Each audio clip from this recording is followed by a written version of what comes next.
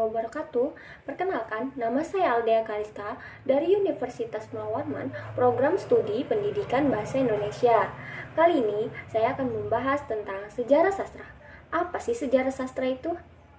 Sejarah sastra adalah ilmu yang mempelajari tentang perkembangan sastra secara kronologis dari waktu ke waktu.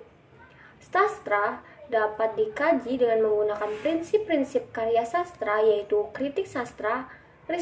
Kritik sastra adalah ilmu yang mempelajari dan memberikan penilaian terhadap karya sastra berdasarkan teori sastra. Apa saja sih fungsi yang terdapat saat kita mempelajari sejarah sastra?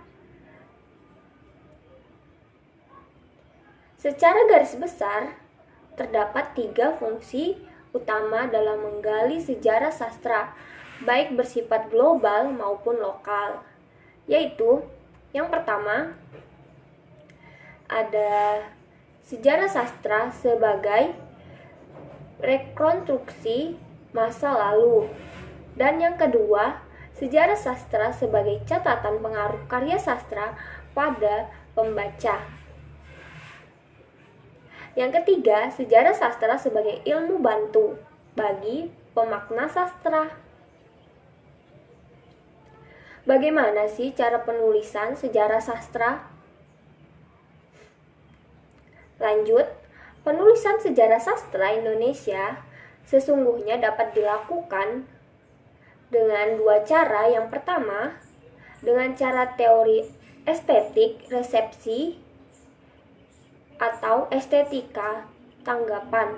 Yang kedua, dengan cara teori penyusunan rangkaian perkembangan sastra dari periode ke periode atau dari angkatan ke angkatan.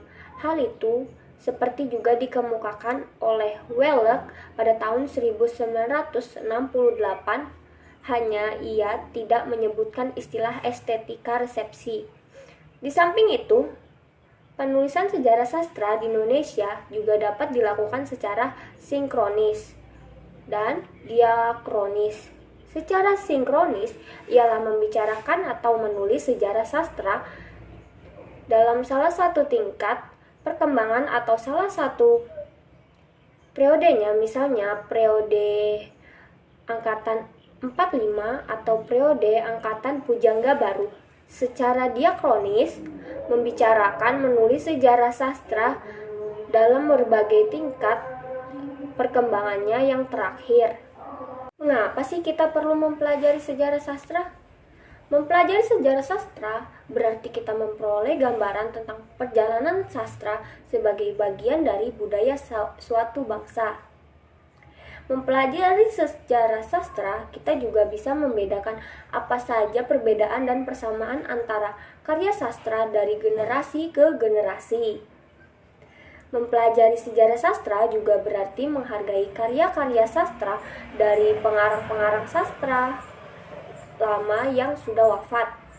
Kita juga bisa menjadikan karya sastra sebagai motivasi untuk perkembangan dan kemajuan bangsa Indonesia.